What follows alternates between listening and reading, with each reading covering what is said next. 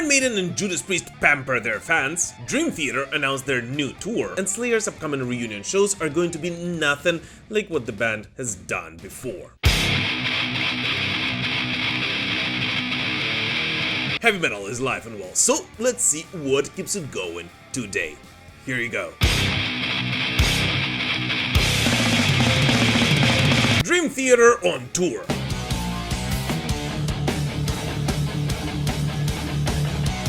Dream Theater announced, no, not a new album. Wait, didn't I just say that in last episode? Okay, so I guess we definitely have to have a new series in these episodes, in which we talk about how Dream Theater announced something which is pretty awesome, but it isn't a new album, but we are definitely getting closer to the new album announcement, and we'll do that every week until they finally do that. So, talking about that, Dream Theater announced something which isn't a new album, but we're definitely getting closer to it. So, progressive music legends Dream Theater have announced the North American leg of their 40th anniversary tour, titled An Evening with Dream Theater, and which of course will be the first North American run for Dream Theater since the return of their prodigal son, Mike Portnoy.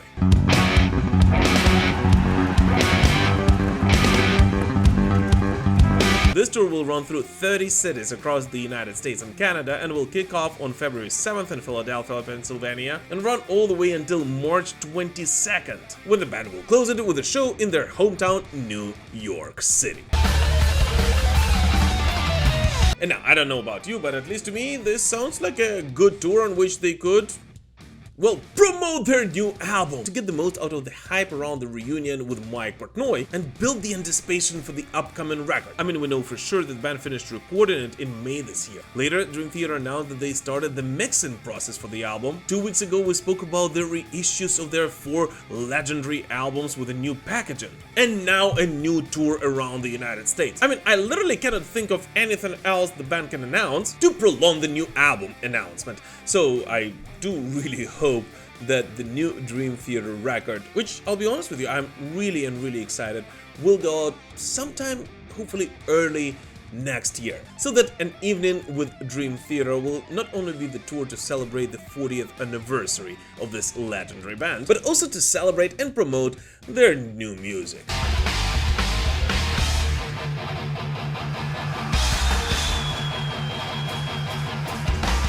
Here I just want to point out that only around 30% of the people who watch my videos are actually subscribed to the Metal Pilgrim channel. So if you haven't done so yet, and especially if this is not the first video you're watching on the show, I would really appreciate it if you would consider doing it right now. Let's continue building this amazing heavy metal community together.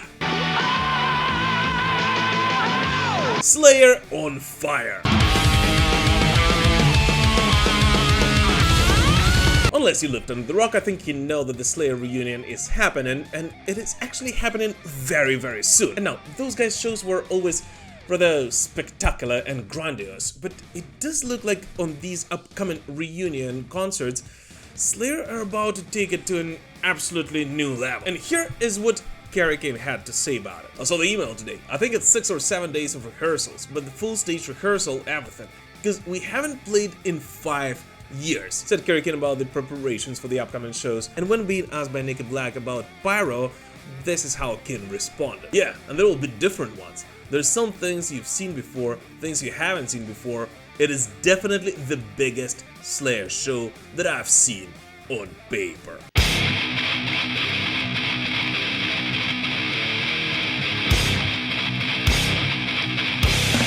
By the way, the setlist for the upcoming concerts is also ready, and it was Kerry King who worked on it, which now kind of makes me wonder how many songs which Kerry King plays with his solo band, Slayer, will perform during those concerts. And overall, I still kind of don't believe that these reunions are happening. I mean, I know that they're happening for sure, but still, I feel like my mind won't fully believe it until I finally see the videos from it. Because I actually am one of those people who still believes that Slayer left the stage way too early, and they still had a lot to say in the world of metal. Yes, that's true. But either way, it does look like the Slayer reunion shows are actually going to be rather spectacular. And for some reason, I actually think that the band has quite a lot of surprises up their sleeve that we'll only get to see when the band will finally hit the stage.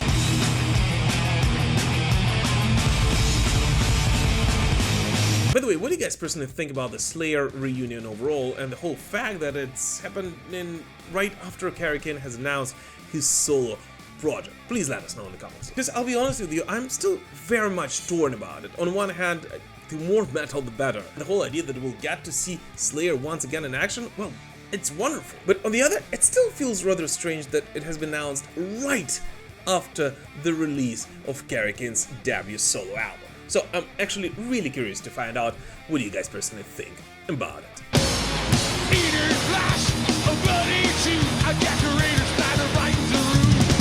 Iron Maiden's celebrations.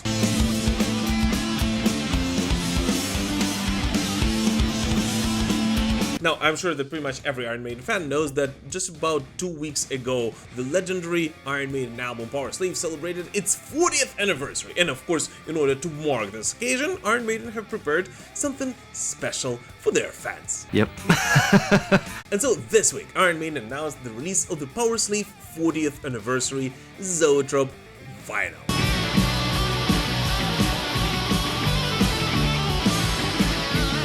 Now, this release will include the 2015 remastered audio of the legendary album, the unique Zoetrope artwork, and the original sleeve, which has been expanded and will contain a new artwork exclusive for the Power Slave 40th, as well as the liner notes written specifically for this release by the band's founder and the bassist Steve Harris. Yeah, unbelievable. And in addition to that, Iron Maiden announced a global release of a special edition of Somewhere in Time on yellow vinyl, which comes with a Future Past tour lenticular, also available on November 15th. And here you might ask yourself a question: who the flip needs those releases? You're looking at that person. I need it! Although, of course, I do have the original versions of both Power Slave and Somewhere in Time.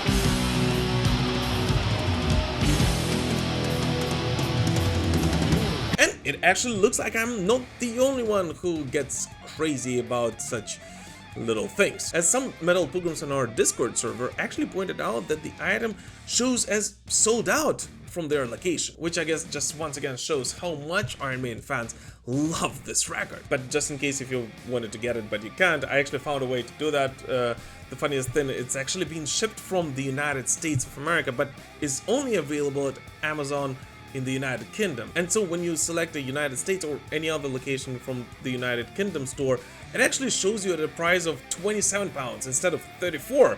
So if you are one of those crazy people like myself and you know, would like to get it but can't, I'll actually leave the link to this item in the description to this video. As here's the thing, I'm actually not one of those fans who gets every reissue of, you know, even my favorite albums by my favorite bands. But this one looks pretty damn awesome, and I would abso-freaking-lutely love to have it in my vinyl record collection.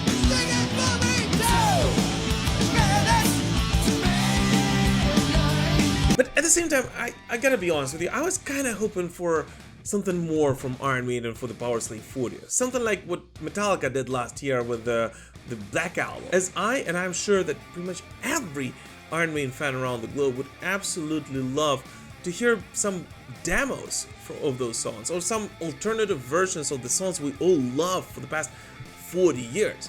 Although, I guess Iron Maiden are, you know, not the band who are known for being fond of such releases.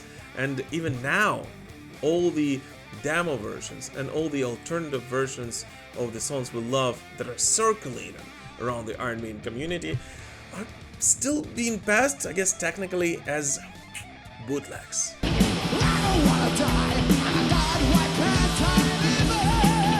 Here, real quick, I actually wanted to do something that I don't think that I've ever done before, but I actually wanted to publicly thank all my patrons and thank everyone who's ever purchased some Metal Pilgrim merch, because I don't know if you realized, but all of these videos are actually being released without any product placements, and that means that your support actually is what keeps this channel going. So from the bottom of my heart, thank you guys so much. It means the world to me. And just in case if you would like to join this amazing community, or if you would like to rock some Metal Pilgrim merch at your next metal show, just know that all the links for this will be in the description to this video. And just in case if you do decide to do that, I want to say thank you.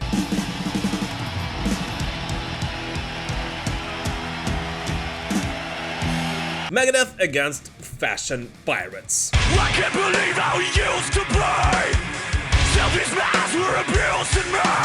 A new metal scandal has entered the chat last week, yet this time all the metalheads are actually on one side of the conflict, and on the other one is the fashion brands. Once again. Now, we all of course heard about Balenciaga, but that's old news. The new ones have been brought to us by the Megadeth drummer Dirk Verbeuren. So Dirk is calling out the Vetements clothing company for a recent design that appears to have very similar elements to some of the metal aesthetics that we all are familiar with. And the biggest question comes to this particular hoodie, which among the many things it has on it, has an image which is very similar to the artwork of the Soilworks album Stabbing the Drummer, and the centerpiece logo, which looks pretty much exactly like the Encepharum logo, as well as the skull patch, which is pretty much taken one by one from the I Hate God album artwork Southern Discomfort. So this is what Dirk is saying on his Instagram post. Metalheads, I'd love to hear your opinion about this Vetements official garment, including Soilworks Stabbing the Drummer cover art created by Merch After Me, as well as a bunch of other, sometimes slightly modified band logos and art. Price tag $1,600.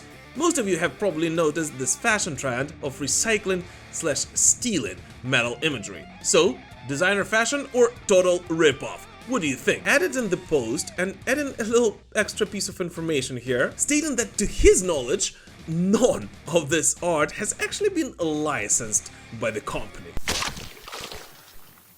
What? Now, this post has of course gained some traction among the metal community, including many reposts by the famous musicians, among of whom is Lamb of God Randy Blythe, who shared a rather emotional message about it. Isn't this always the way with fashion though? Bunch of whack-ass motherfuckers who want to briefly play tourist in whatever subculture happens to aesthetically hot at the moment. A subculture they are too terrified to actually experience in real life. I'd like to drop one of these motherfuckers into the middle of the pit at a Lamb of God show, wearing their $1,600 costume, and watch them shit their overpriced, pre-distressed designer pants. It's happened with punk, it's happened with hip-hop, it happens with any underground scene that develops a distinct aesthetics. Such is the way of fashion. Sorry that I ripped you and I had got off, though. Two of my friends on one shitty, overpriced hoodie. And you know what? I can't really disagree with him.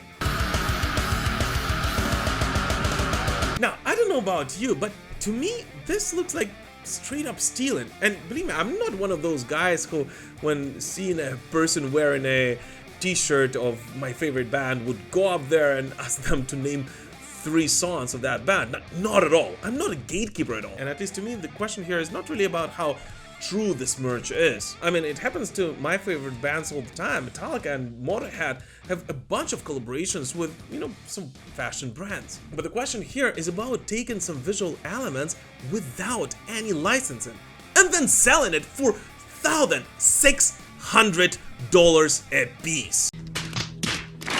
Which, at least to me, is straight up piracy. And unfortunately, this started happening quite a lot recently, so I'm really looking forward to seeing how this will develop, and really hope that there will be some legal actions taken by those bands very soon.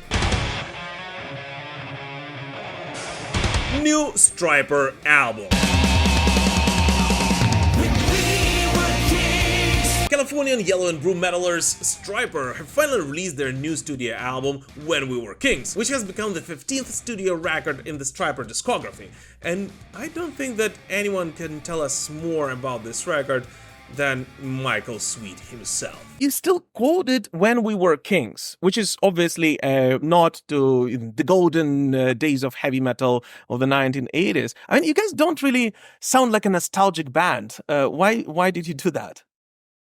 Well, I mean, it's really important. There are a lot of things to consider. I think sometimes some bands don't consider, and they don't, for whatever reason, think about the fans of old. A lot of times bands feel like they need to progress to a point where, they've got to please the new fans and try to achieve new fans. Therefore, they have to change their sound and become a modern rock band versus what they were, which was a classic rock band or metal band. Those are your roots. You can't turn your back on those fans.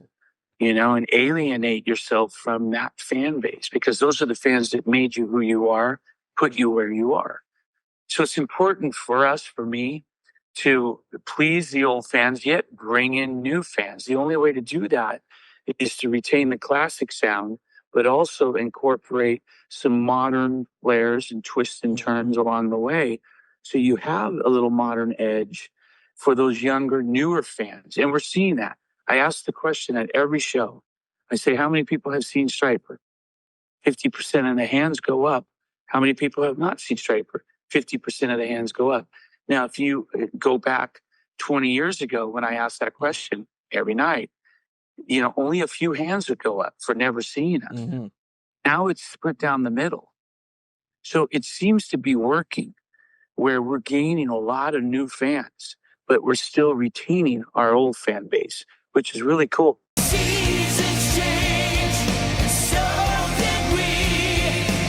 Interview with Michael Sweet about the When We Were Kings album, heavy metal, religion, Rob Halford, and a lot of other things will be out on the show, I think, on Monday, so make sure to not miss it. But meanwhile, of course, make sure to check out the new Stryper album if you are a fan of this classic hard rock / heavy metal sound. As I'll be honest with you, and I told Michael that I never really was a Stryper fan. I mean, I obviously knew about the band, I knew their biggest hits, but I never really got into them. Until recently, so many of you have started recommending this band to me and asking me to dive deeper into their discography. But after diving deep into it, I gotta say that I have a huge respect for this band, its members, and the dedication they show to their fan base. And I actually think that it pays back, because at least to me, it looks like Stryper has one of the most die-hard fan bases out there. And it is absolutely incredible to see this band still delivering the goods 4 years later after its formation.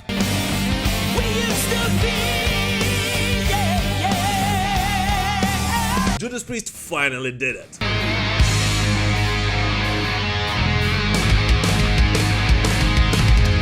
A week after Powerslave's anniversary, Judas Priest's debut album Rock'n'Rolla celebrated its 50th birthday. And after 50 long years, Judas Priest were finally able to give their fans what they've been asking for, and something the band wanted to do since 1974.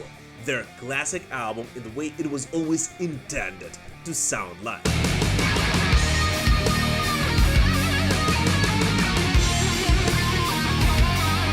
This Friday, Judas Priest released the fully remixed and remastered 50th anniversary version of Rock'n'Rolla, produced by nobody else but the legendary Tom Allom. Yes, the same Tom Allom who's been working with Judas Priest on Screaming for Vengeance, Defenders of the Faith, and gazillion other legendary albums. And this remix has been done under full supervision and with the blessing from the entire Judas Priest family, including KK Downing, which makes it a very special one. And yes, unfortunately for now, it is officially only available in the United States and Canada, yet very soon will be available for all of the Judas Priest family around the globe.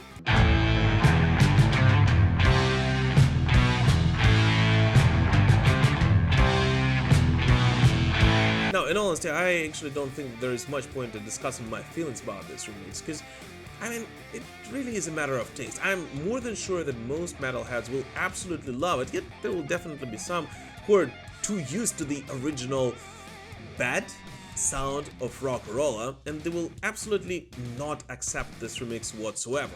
Yet, I just want to point out that in my opinion, this is exactly what I personally expected from it. It is a remix which has given this record much more power and vigor, and made it significantly crunchier, and given it a much more metal sound, that classic dark and gloomy metal sound of the mid-70s, which at least to me perfectly fits this record and is very vivid in the opus of Winter, Deep Freeze, and Winter Retreat, which, by the way, this Time Gal Records did not have an opportunity to mess around with, and thus it was actually cut into 3 pieces the way Judas Priest wanted to. So yeah, at least so far I actually did enjoy this release quite a lot, and I'm actually really looking forward to November 15th when Judas Priest will finally drop the CD and vinyl version of Rock'n'Rolla 50th anniversary to be included into my personal Rock'n'Rolla collection. And so the only question remains at this point, no, not like that, the only 2 questions remaining at this point is A, whether we'll ever finally get to hear a studio version of Mother Son, the rare song Judas Priest have pretty much always performed in the early and mid-70s, and which the fans have been begging the band to record for almost 50 years now, and B, when we'll finally get an announcement of the similar release for said Wings of Destiny.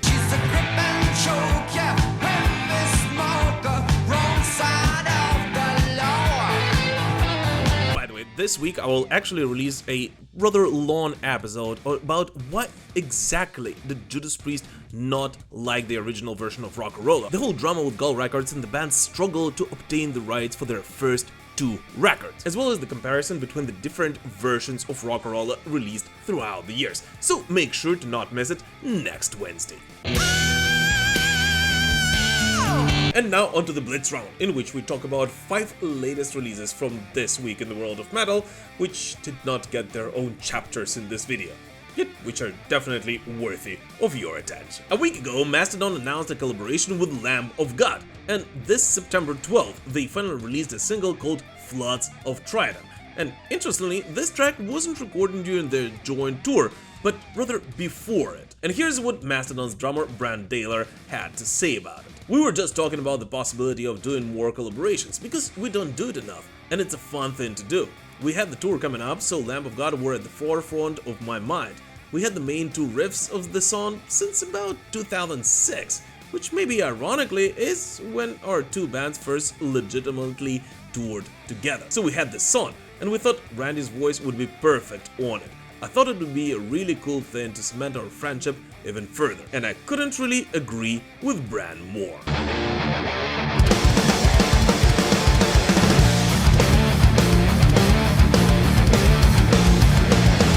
The Ukrainian band Blind 8 has released a new song titled Labyrinth. And yes, this track is also a collaboration, this time with Sharon Dan Adele from Within Temptation. The song was released under Within Temptation's own label, Force Music Recordings. This fall, Blind 8 will perform on European stages together with Within Temptation, so first and foremost, immense thanks to WT for their all-around support of Ukraine. And as for the track, the fans of symphonic metal will definitely enjoy it. So if you are one of those, definitely check it out. This is what you become. What's that elaborate? Build up bounds.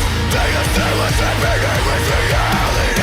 Flotsam Jetsam has released a new album, I Am the Weapon. And you know what? It's just an excellent release, which definitely deserves the attention of the entire metal community, as it is exactly what so many of us want. So whether you are a fan of this band or not, definitely check it out.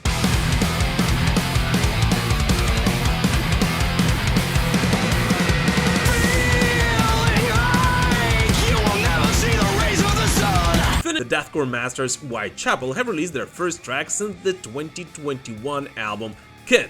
The track A Visceral Wretch is pretty much the embodiment of everything this band has represented throughout the years. And while I have to be honest with you, I never really was a fan of deathcore, at the same time, I gotta give it, this song actually does bring the heat.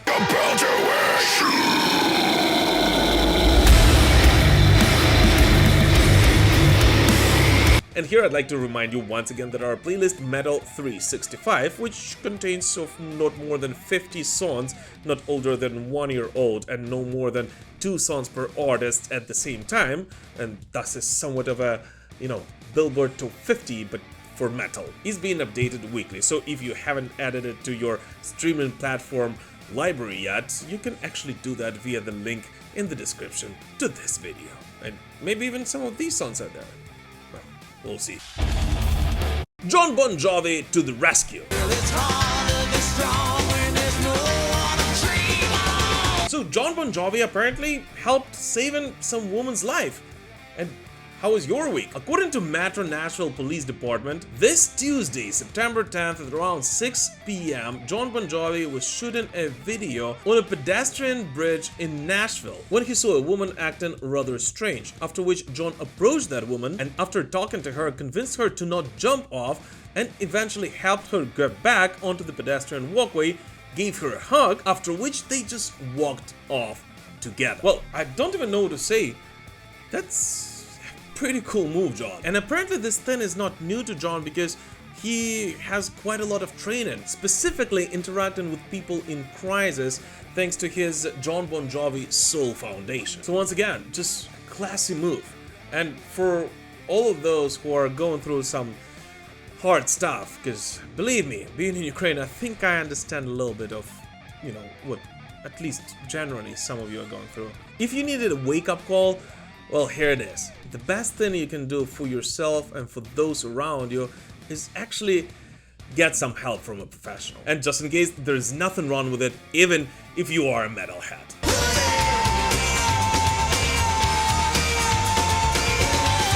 But anyways, what did you listen to this week? Please let us know in the comments. As always, thank you so much for watching this video, guys. And more than anything, thank you so much for supporting me, this show in Ukraine, through this very, very difficult time.